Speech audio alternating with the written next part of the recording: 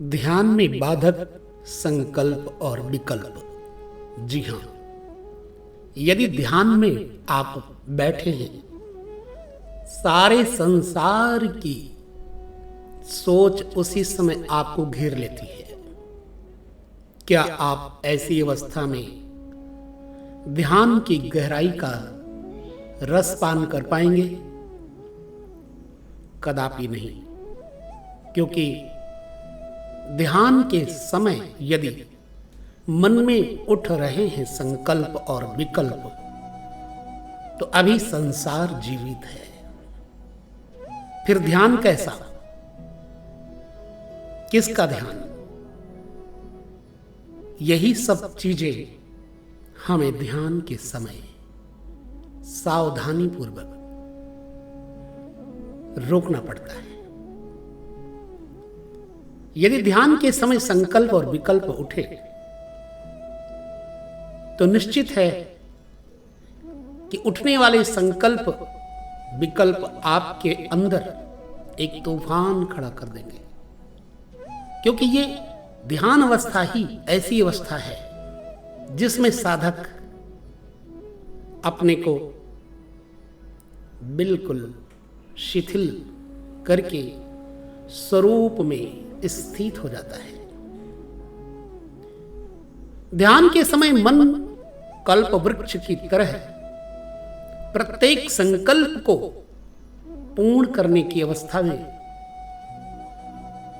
एकदम तत्पर हो जाता है। इस अवस्था में यदि आपने अच्छा ध्यान किया, अच्छा संकल्प किया, तो भी बखेड़ा खड़ा होगा।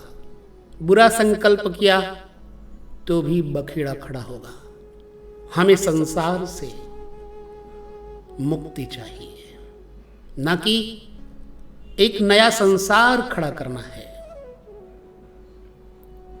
इसलिए ध्यान के समय संकल्प और विकल्पों से परे कैसे हो जाए, और यदि ऐसा न किया तो चित्त में विक्षेप पड़ेगा। उसी प्रकार जिस तरह एक बर्तन में भरा हुआ पानी किसी भी वस्तु के गिरने पर तरंगित हो उठता है, लहरें उठने लगती हैं और बहुत देर बाद फिर वो पुनः अपनी पूर्व अवस्था में आता है। कुछ भी गिरे, चाहे वो पानी की बूंद ही क्यों ना हो, चाहे कंकड़ ही क्यों ना हो,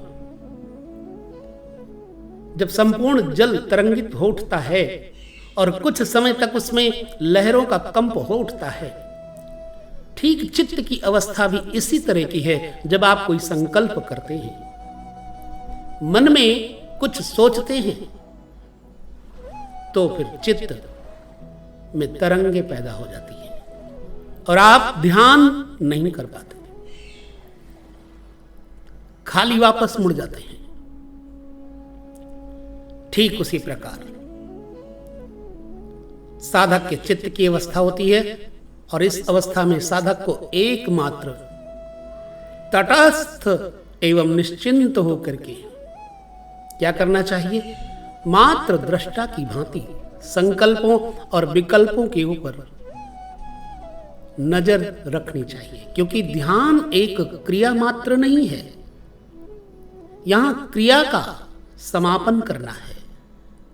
क्रियाओं की वजह से ही तो हम अशांत हैं, हम दुखी हैं, विक्षिप्त हैं, हमारा ब्रेन थक जाता है। ये संसार ही तो है, चाहे क्यों ना हमारे पास बहुत सी कारें बंगले हों, पर क्या हम शांत हो पाते हैं? नहीं हो पाते। तो उद्देश्य ध्यान के समय यही होता है कि यहां कोई क्रिया नहीं करनी है। यहां ध्यान करने वाले को भी ध्यान करने का अभिमान नहीं होना चाहिए, ध्यान का भी विस्मरण हो जाना चाहिए। यदि संसार और ध्यान का स्मरण रहेगा तो कहीं न कहीं अहंकार की भूमिका और अधिक सक्रिय हो सकती है।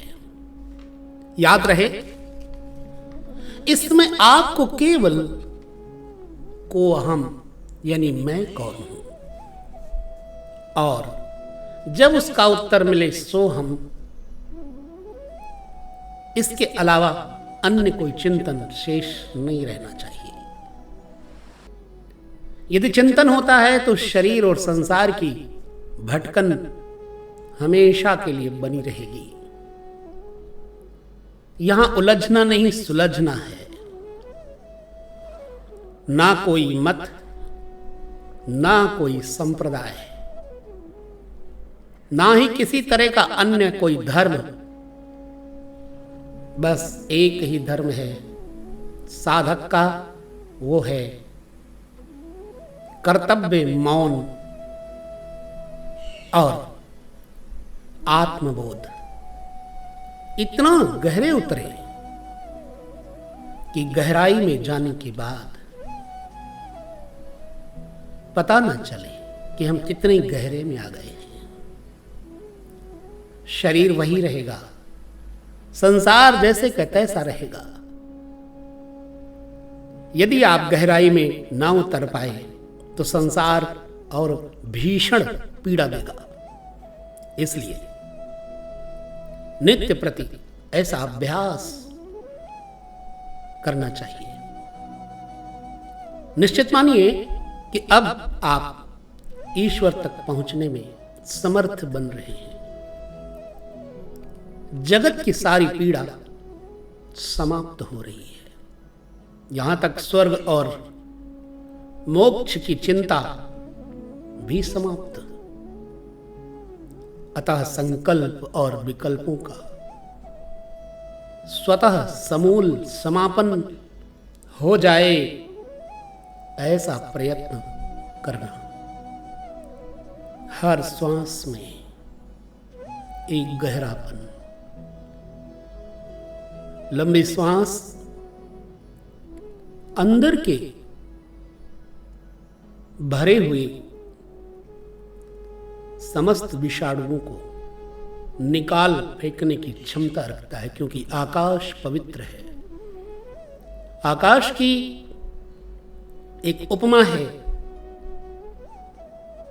ईश्वर की तरह, अथवा ईश्वर आकाश की तरह है। पुराण में वक्तव्य आता है, श्लोक आता है, गगन सदृशम। भगवान कैसा है? आकाश की तरह है। अतः आकाश अनंत है, असीमित है। उस अनंत और असीमित आकाश में और कुछ नहीं, सिर्फ परमात्मा है। और मैं उसी परमात्मा का अंश जीव हूं। और जब संकल्प विकल्प से रहित अवस्था आती है तो यही जीव आत्मा बन जाता है। आत्मा कहीं से उतरेगी नहीं, क्योंकि आत्मा चलती नहीं है। आत्मा अदृश्य नहीं होती, क्योंकि वो है और इसका होना शाश्वत है। तो उस आत्मा तक पहुंचने में कोई गति नहीं, सिर्फ शरीर की क्रियाओं को रोकना, मन की क्रियाओं का रोकना, बुद्धि में भोग की भावना का ना होना। भोग का चिंतन रोग देता है और आत्मा का चिंतन योग देता है। जिस तरह से आप बन पड़े, अधिक से अधिक एकांत का सेवन करें। हमारे जन्म से पहले संसार था, हमारे मृत्यु के बाद भी संसार रहेगा। अभी भी संसार है, परंतु मृत्यु के बाद संसार का कोई स्वरूप अन्य होगा। जन्म से पहले संसार का स्वरूप कुछ अन्य था। सत्य कहूं तो किसी भी काल में संसार नहीं है। जो दिखता है वो धीरे धीरे विनाश को प्राप्त हो रहा है। अतः संसार का चिंतन यदि किया ध्यान के समय, तो कोमल हृदय में संकल्प बीज अतिशीघ्र पनपते हैं, बहुत जल्दी पनपेंगे और एक नया संसार खड़ा होगा जो आपको विस्मित करेगा, भ्रमित करेगा, चिंतित करेगा, रोगी बनाएगा। भोग की कामना होगी, अत्यधिक धन की लालसा होगी, और ये लालसा और कामना ही मनुष्य को परमात्मा मार्ग में जाने से रोकते हैं। अतः निश्चिंत होकर के यह निश्चित कर लीजिए कि हमें संकल्प और विकल्प से परे होना है, समूल समापन करना है। जब आप ऐसा संकल्प प्रतिदिन अभ्यास के द्वारा करेंगे तो आपका